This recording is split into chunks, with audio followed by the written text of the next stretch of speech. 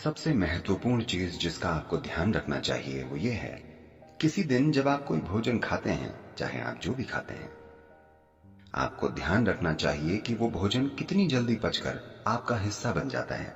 कोई भी भोजन अगर 3 घंटे से ज्यादा पेट में रहता है, यानी आपने खराब खाना खाया है, वो भोजन या तो आप छोड़ दें या कम से कम खाएं।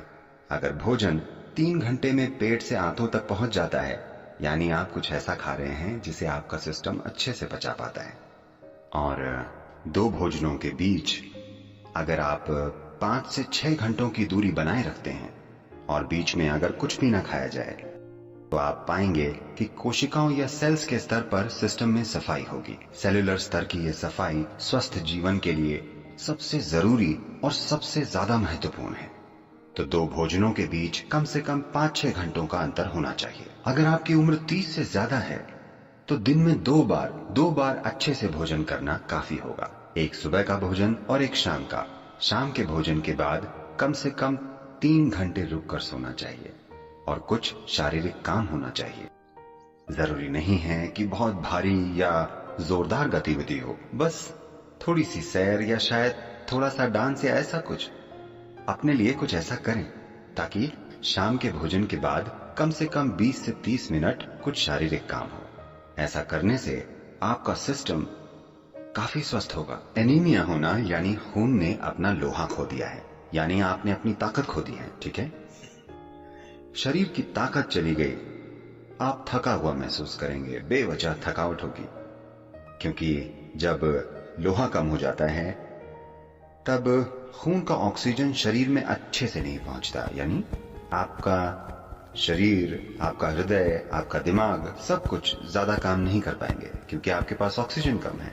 तो खून में ऑक्सीजन की मात्रा को बढ़ाना एक जरूरी चीज है, क्योंकि शरीर की सेहत, उसका खुद को आसानी से जीवंत करना, इसके लिए खून में ज्यादा ऑक्सीजन होनी चाहिए और ये क्षमता कम हो जाएगी।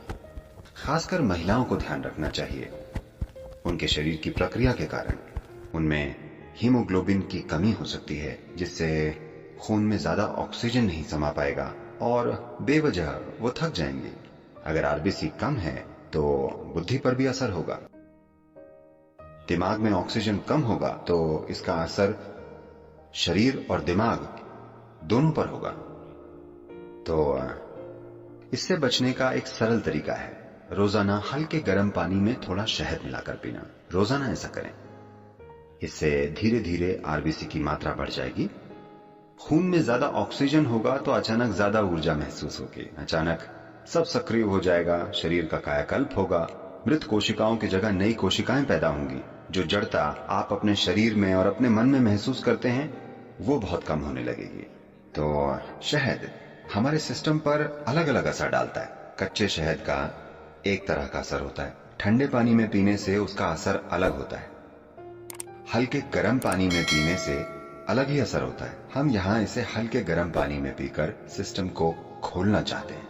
उबलते पानी में डालने से शहद का कुछ हिस्सा जहरीला हो जाता है, तो इसे कभी भी उबलते पानी में नहीं डालना चाहिए या इसे पकाना नहीं चाहिए। मैं जानता हूँ कि पश्चिम में लोग शहद के केक बनाते हैं, वो इसे पकाते हैं। एक तापमान को पार कर जाने के बाद शहद जहरीला हो जाता है, तो आपको इसे ऐसे तापमान में रखना चाहिए कि ये पीने लायक हो। इसे गुनगुने पानी में डालें, उबलती हुई गर्म चीजों में इसे न डालें। ऐसी ही ज्ञानवर्धक वीडियो को देखने के लिए चैनल को सब्सक्राइब करें, वीडियो को लाइक करें और ज़्यादा से ज़्यादा लोगों को शेयर करें। धन्यवाद।